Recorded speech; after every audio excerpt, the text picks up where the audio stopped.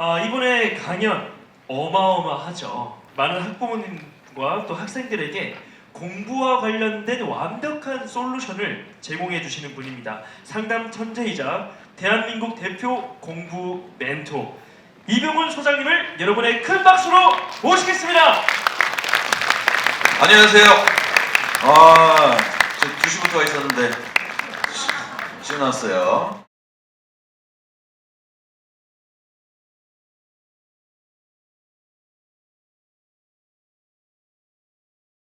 좀 재밌게 해보겠습니다. 앞에는 뭐 아주 눈물도 나고 막 그러더라고요. 저는 성격이 AI이기 때문에 눈물 이런 거 없습니다. 그래서 오늘 이게 좋은 얘기를 해드리고 싶은데 이제 마음의 여유가 없어요. 이제 장표를 날라가야 돼 이제. 빨리빨리 설명드릴 거예요. 아시겠죠? 시작해보도록 하겠습니다. 자, 선택 과목 표지 다 알고 있죠. 모르면 나는 엄마가 아니라 이모님이죠. 지금 올해 중3 이하 엄마인데 선택 과목이 날라갔다는 걸 모른다면 이모님입니다. 그렇죠? 그래서 옛날에는 오만 선택이 많았어. 이거 자세히 설명 안 드릴게요. 다 같이 그냥 통으로 본다 시험 이렇게 되는 거야. 골치 아프지 이제. 그러면 내가 영재학교들하고 같은 판때기에서 시험 봐야 돼. 수학 시험, 영어 시험, 국어 시험, 사회학 시험, 과학 시험 다. 그래서 수학 같은 경우 수원, 수투, 확통 이렇게 보는 거고요. 심화 수학은 국교유에서는 어쨌든 잘렸어요. 근데 앞으로 어떻게 될지 사실 아무도 몰라. 대학에서 요강 낼 때까지는 안심할 수 없어. 여러분들 이제 마음의 여유가 없어요. 내신도 이제 죄다 상대평가, 절대평가 섞여 있다가 이제 다 상대평가로 돌아섰어. 일부 선택하는 융합 과목에서 사회과학 9개 빼고는 상대평가. 이거 어떻게 할 거야 이제, 그렇죠? 이거 진짜 살아남으려면 골치 아파. 아무튼간에 이렇게 시험은 통합으로 보게 됐어요.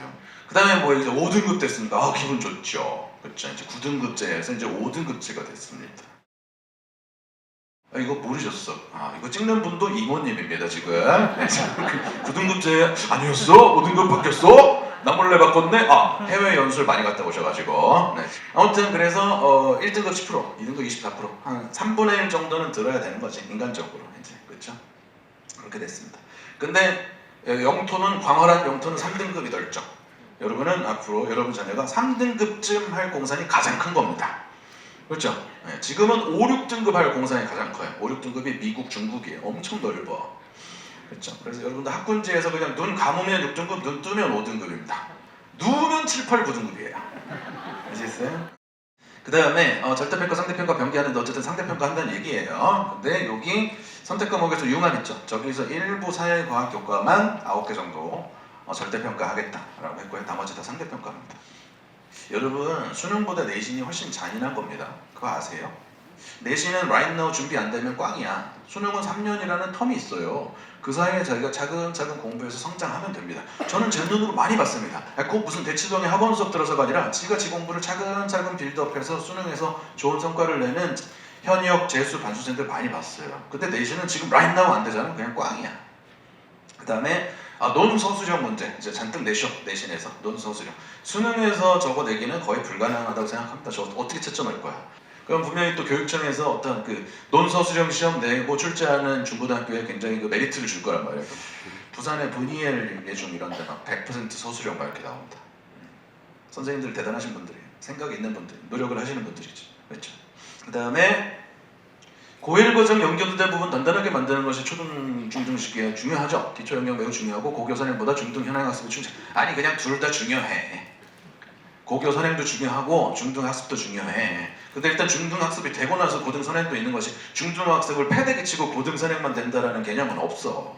그 다음에 내신 5등급제의 변별력이 약화될 것이고 좀 너그러워지는 거죠. 구간 자체가 넓어진 거니까 이에 따라 학생부 관리 중요성이 더욱 부각될 것이다. 학생부 관리는 항상 중요했습니다. 흔들림 없는 공부, 효율적인 공부, 플래닝 매우 중요하죠. 자, 1학년, 2학년, 3학년 학습 전략, 중학교 1, 2, 3학년 학습 전략이에요. 비문학을 대비하여 과학기술, 경제, 법률 책도 많이 읽으라고요. 특히 애들 비문학 독해 시켜보면은 경제, 금융 관련 글 진짜 못 읽더라고요. 보편적으로. 3학년이 되면은 비문학 훈련 중3 때 진짜 열심히 해야 되는데 초등 말부터 열심히 시작하면 좋습니다. 특히 중3 때는 내신, 고등 내신을 위해서도 읽기 능력 매우 중요합니다. 그 다음에 시중 비문학 교재를 활용해서 독해 집중 훈련. 비문학 교재들은 많이 있죠. 뭘 해도 상관없는데 대신에 그런 걸 풀 때는 오답에 대한 분석을 많이 하셔야 돼요. 그래서 해설이랑 생각을 많이 하는 공부를 해야지 답만 맞추고 자식 풀어서 맞추면 넘어가기만 하고 이런 거는 늘지가 않습니다. 그 다음에 영어 학습 전략. 영어는 1학년, 2학년, 3학년, 1학년 때 문법 많이 배워요. 그렇죠? 그리고 초등 고학년 연장선에서 문법 완성 단계로 나아가기. 완성 단계가 뭐야? 비투용법 얘기해봐. 빠빠빠빠빠. 미래 시제 나타낸 표현 뭐야? for 취한도, to 취한 동사 뭐가 있어? 쫙쫙쫙쫙. 이게 완성 단계야. 그리고 이제 문제를 풀면 맞출 수 있고, 라이팅 했을 때 적절하게 쓸 수 있고, 이런 게 이제 완성 단계지. 지필평가 부담이 적은 시기 문법에 집중 투자할 거. 문법 할 때죠. 초등 6학년, 중학교 1학년 문법입니다. 기승전 문법이에요. 독해에서 이해가 안 되는 문법 다시 한번 확인. 근데 보통 애들은 어떻게 돼요? 이해가 안 되는 문법은 패스. 그렇죠. 어려운 문장은 극혐. 이렇게 되는 거죠. 복잡한 문장은 폭박. 이렇게. 그렇죠. 해야 돼. 저 수학입니다. 1학년 중1에서 가장 중요한 영역은 좌표평면과 그래프. 숫자는 괜찮았는데 문자는 너무 어려워요. 자, 수학을 잘하는 비법 알려드릴까요? 수학을 잘하는 비법? 적지 마세요. 주 7일을 하셔야 됩니다. 수학을 잘하고 싶잖아. 주 7일 수학해라. 뭐 주 7일 하지도 않고 뭘 어떻게 뭐 방법론 운운하고 뭐 문제집 뭐 풀어야 돼. 주 7일 7 days a week. Yes. 수학을 포기하는 첫 단추임을 명심할 거예요. 수학을 포기하면 입시를 포기하게 됩니다. 수학을 잘하셔야 됩니다. 국어용사 학습전략 키워드 정리를 했습니다. 국어 문법 열심히 해라. 나중에 또 나온다. 고전 같은 거 3학년 때 꼭 많이 배우시고요. 책 많이 읽어놔야 돼. 나중에 읽을 시간이 없어요. 읽을 마음의 여유가 없어요. 정확히는.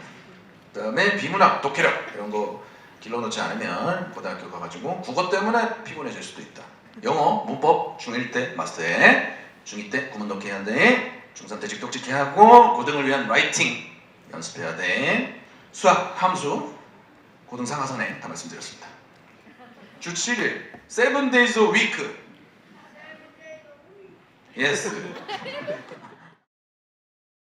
희망 목표에 대해 해결 가능한 시간 파악, 자신 최대 능력 객관적으로 파악. 이게 뭐예요?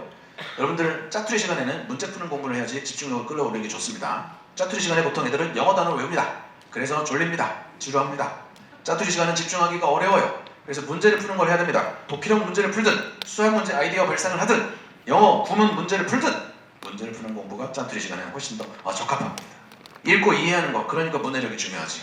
그렇죠? 아무리 내가 설명을 들었어도 지가 최종적으로 읽고 이해하지 못하면 자기 있게 되지 않아. 근데 남의 생각이 글씨로 전환된 걸 글씨만 보고 다시 남의 생각처럼 나를 싱크시키는 게 썩 자연스러운 일은 아니야. 인간은 그냥 놀고 먹게 돼 있어 원래. 보고 듣고. 근데 그거를 막 이걸 해야 되잖아. 그쵸? 그러면 어떻게 해야 돼? 할 수 있는 습관이 돼 있어야 돼. 능력이. 그래서 독서가 중요한 거야. 알겠어요? 그리고 남의 글을 읽는 훈련이 중요한 거야. 그리고 독서도 정제된 독서와 후속 활동과 글을 읽고 나서도 제대로 읽었는지에 대한 체크업이 중요해. 암기하기 반복 횟수와 주기가 중요하죠. 중학생은 4주 3회독, 고등학생은 6주 5회독 정도 공부하는 걸 추천드립니다. 계획 짤 때 제일 중요한 게 세 가지를 알아야 됩니다. 첫 번째, 내가 단위 공부량에 대해서 얼만큼 시간이 소모되는지를 알아야 돼요. 내가 수학 문제 한 문제 푸는데 평균 몇 분 이런 게 있어야 돼, 감이. 보통 수능 생각하면 3분이야, 그게. 독해 지문 하나 10에서 13분이야. 그러니까 그걸 넘어서서 푼다는 건 이 실전에서 사용할 수 없다는 얘기예요. 그렇죠? 그런 거 항상 기준점을 두고 계획을 짜야 돼. 두 번째, 내가 한번 엉덩이 붙이고 앉으면 앉았다 일어날 때까지 한 세션이 몇 분인지 내 지구력을 측정해야 돼. 내가 20분짜리 아이인지 50분짜리 아이인지 120분짜리 학생인지 90분짜리 학생인지 그 단위가 있어야 돼. 그래야 계획을 현실적으로 짤 수 있어요. 마지막 세 번째, 내 총 공부 시간, 하루에 몇 시간까지 공부할 수 있는지 알아야 돼. 이 세 가지가 있어야 계획을 구체적으로 현실적으로 짤 수 있습니다. 이런 게 없으니까 그냥 닥치는 대로 능률밖에 하루 한 시간 할까? 이렇게 짜니까 이걸 내가 왜 하지? 잘 맞지도 않고 귀찮기만 하고. 그쵸? 그 세 가지를 꼭 아시길 바랍니다. 중학교 내신에 특히 신경을 써가지고 내신이란 게 이런 거구나, 이렇게 따는 거구나 라는 걸 아는 거는 전제 조건이고요. 고등학교 내신은 또 어떤 세계가 있는지 미리 알아야 됩니다. 중학교 내신은 역을 외워가지고 지하철역 다음은 무슨 역인가 이걸 아는 거라면, 고등학교 내신은 전체 역을 설계에 넣어놓고 여기서 여기까지 가려면 최단 환승으로 최단 시간 안에 가려면 어떻게 짜야 되냐 이걸 물어보는 거야. 완전히 다른 레벨이지. 그래서 도형이라든지 수리적인 측면이 탁월한 친구들은 일반 중학교에 갔다가 공학으로 가려면 과거 영재고, 의학으로 가려면 자사고 명문고가 요새는 상식적으로 정해져 있죠.